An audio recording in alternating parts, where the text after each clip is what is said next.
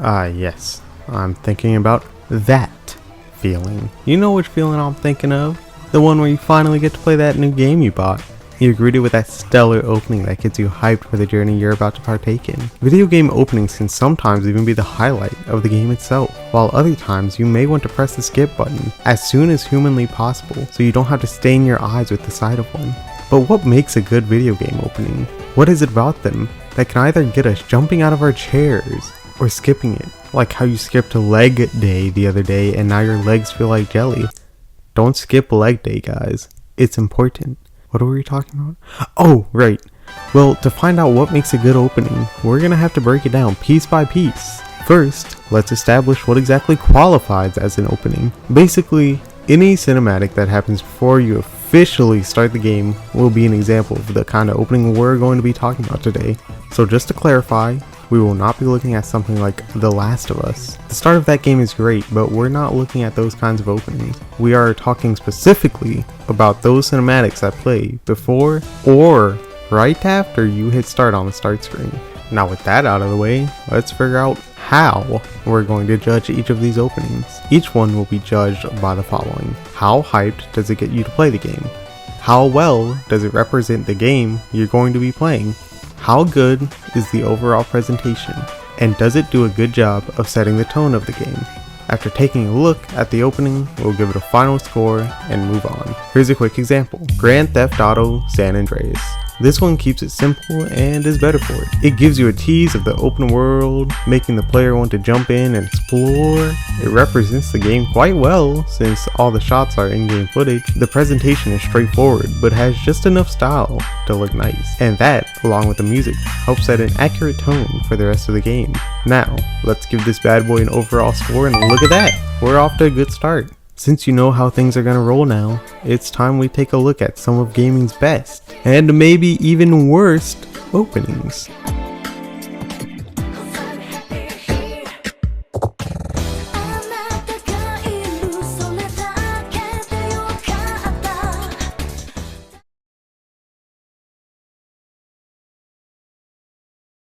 Bloodborne has a really good opening. Every time I watch this, I instantly want to jump into the hunt again. This shit even makes you excited to play the DLC. From Software thinking 10 steps ahead apparently. One of my favorite things about this opening is that we see the hunter tearing shit up. It's important to remember that in this game, we are the threat. This isn't like Dark Souls where we face a tough challenge head on. The hunter is the tough challenge.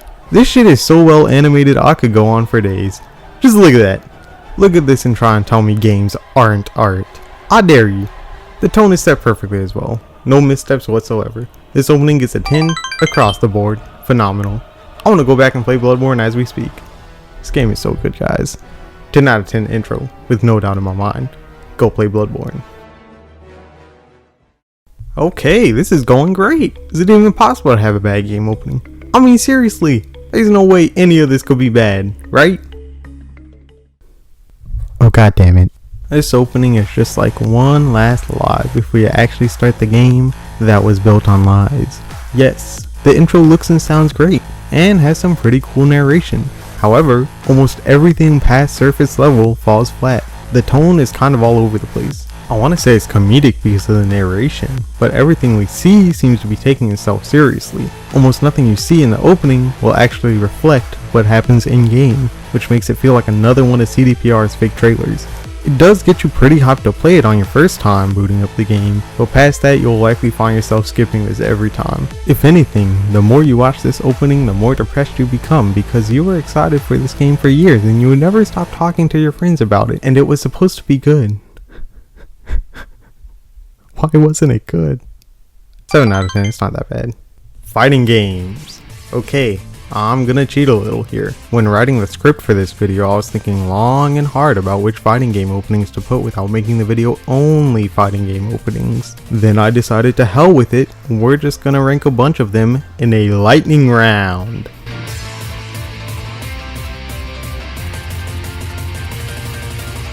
Super Street Fighter 4 set a new bar for fighting game openings and what they could be, and remains to be one of the most hype openings out there.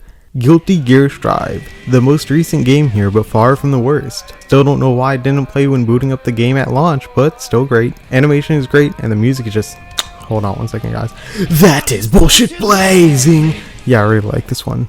Marvel vs. Capcom 3 Fate of Two Worlds, a great return for Marvel at the time and still enjoyable today. This era was Capcom's peak when it came to openings. Speaking of which, Street Fighter Cross Tekken. Aside from the banger music, we get some fun action and silly moments mixed in here and there. Capcom just kept the ball rolling. Street Fighter 3 Third Strike. Make your first move, so what's it gonna be? Trapped in the new world, Street Fighter 3 Third Chapter, so what's it gonna be? Trapped in the new world, Street Fighter 3. Make your first move, so what's it gonna be? Trapped in the new world, Street Fighter 3 Third Chapter, so what's it gonna be? Trapped in the new world, Street Fighter 3 10 out of 10. Persona 4 Arena Ultimate. Considering how amazing the Persona openings usually are, it's no surprise that the Persona fighting game has one of the best openings out there. I mean, you combine Persona and a fighting game and expect the opening to not be a banger? Nah, no way. Def Jam Fight for New York.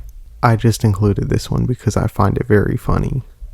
X-Men vs. Street Fighter, Marvel vs. Capcom 2, and the entire Darkstalker series. I'm grouping these all together because they're fairly similar and each of them are classics. Ryu and Cyclops shaking hand, the shot of Morgan, the camera zooming past the cast of MVC2.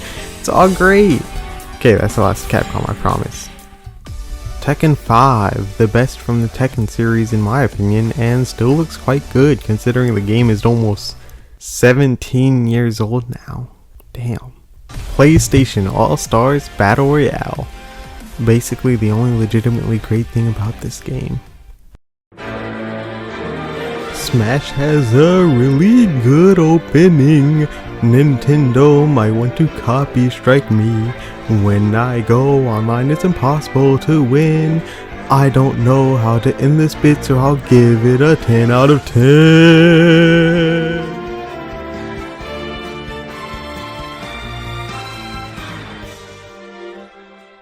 That's it. We're done with fighting games. I'd be here all day if we kept going, but I want to talk about some other openings, so let's do that.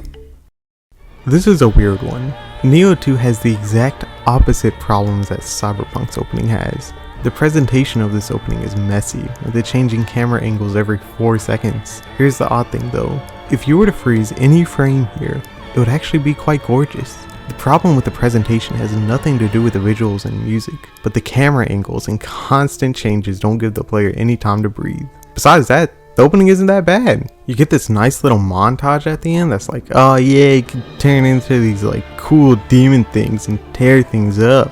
Like hell yeah, I'm hyped watching that. Most everything in the cinematic is representative of what the game is all about, and the tone is set more or less perfectly. I'm lost because I really do want to love this opening, but man, I get a headache when I watch it. It's not the worst game opening out there, but I can't give it as high of a score I want to. Sorry, Nioh.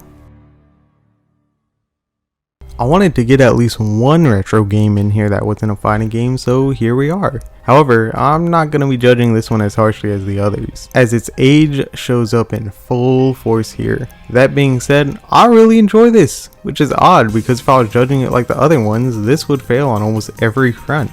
But hey, it's my video. I can cheat if I want to.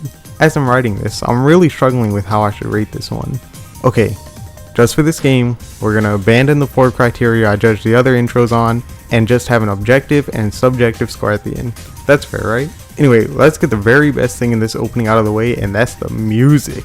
It's really what stops me from skipping it every time I play.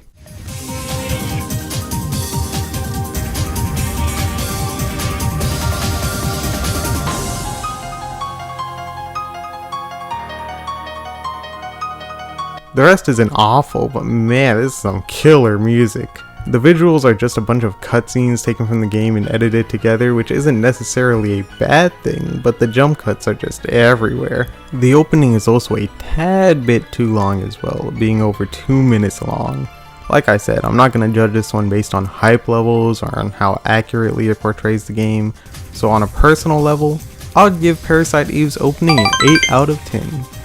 As for an objective score, I'll give it a 6 out of 10. Yeah, that sounds good.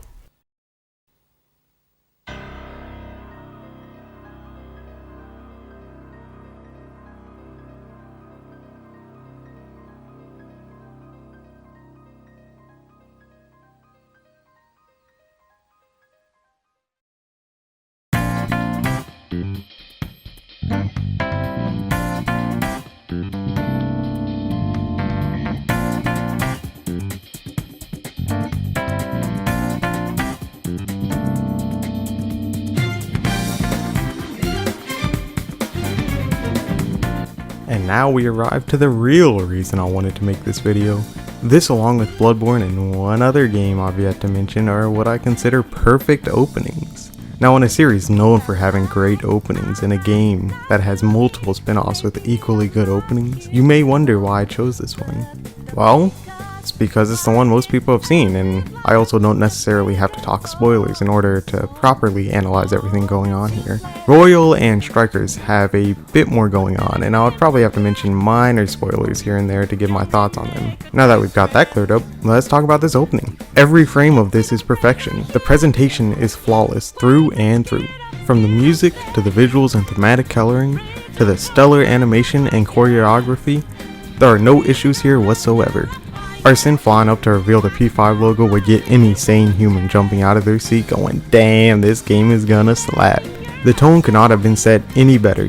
This opening does a fantastic job at setting the tone of this game accurately, with the vibrant red sky, energetic characters, and upbeat jazz. The game itself is represented well through thematic imagery showing the Phantom Thieves emerge from the dark into the oppressive red that takes over the entire cinematic. I could be here for hours talking about how perfect this opening is.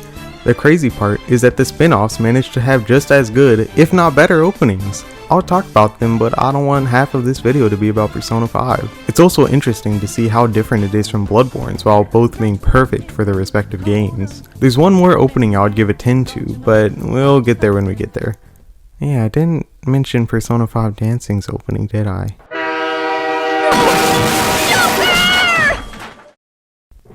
Dead by Daylight has one of those good openings. It's not amazing, but it's far from awful. It's really short, but I don't think that's necessarily a bad thing for this one. The worst part about it is definitely how abruptly it ends. There's build up, but there's no payoff, and it just sort of poofs into the loading screen. It's animated pretty well though. It really does feel like a situation that may happen in game turned into an opening. I want to say this one really gets you excited to play the game. It's more so there to give you a nice little treat before starting the game. It does set the tone very well though, and it feels like this exact situation has happened to me all the time when playing. Once again, this opening is far from bad, but it won't be blowing your mind like some other ones. Looks like you're getting a 6 out of 10 Dead by Daylight. Do better next time.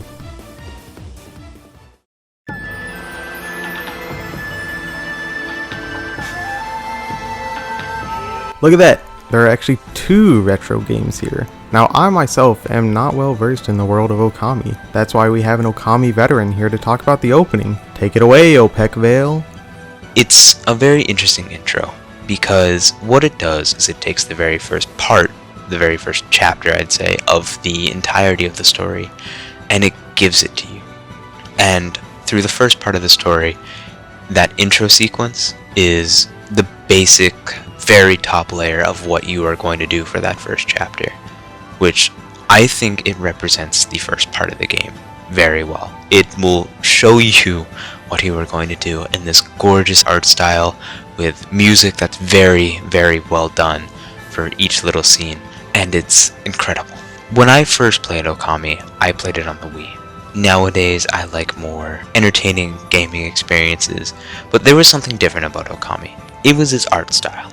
The Japanese brush and paint, the watercolor, really brings out this amazing visual aspect.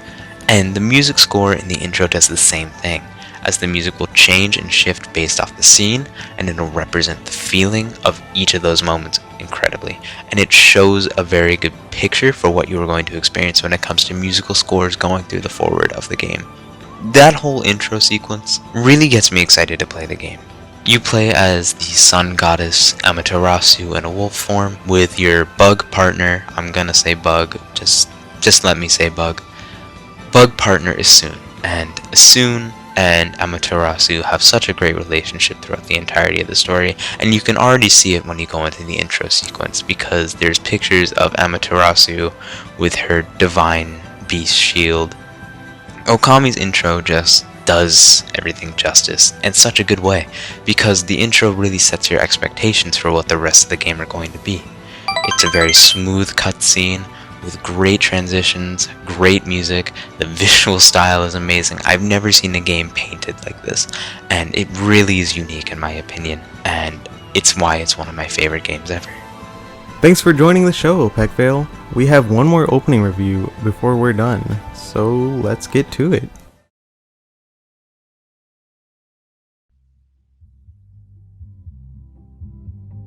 It's hard to explain what makes Little Big Planet 2's opening so perfect to someone who's never experienced the magic and wonder that's found within this game.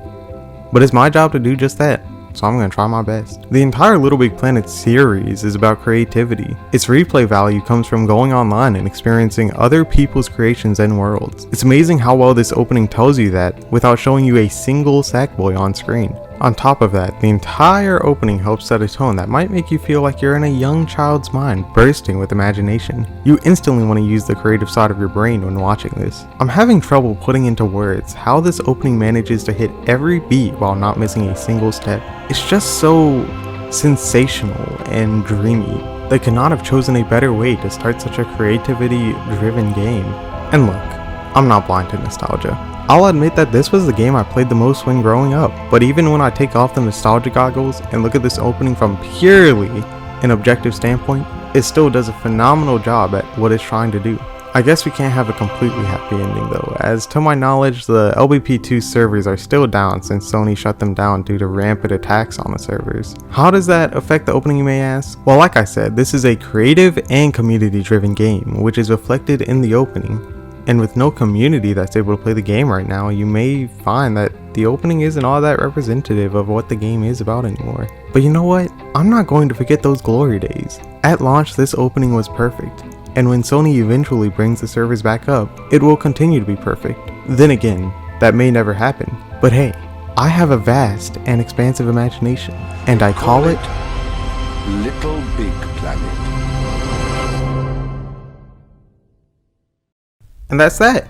We reviewed 22 openings in total and took a closer look at 9 of those to examine them a bit more. This is a video I've been hoping to make for a while. I even consulted with my friends to see which openings they took a liking to, hence the cameo appearance from Opekvale. Go check out his montages, he's the best console player I know. It looks like the show is officially coming to an end. I would like to thank you all for stopping by and taking the time out of your day to check out my content. And if you want more of that content, well, I'm sure you know what to do at that point. I hope you all have a great rest of your day, as this is Psychedelic, signing off.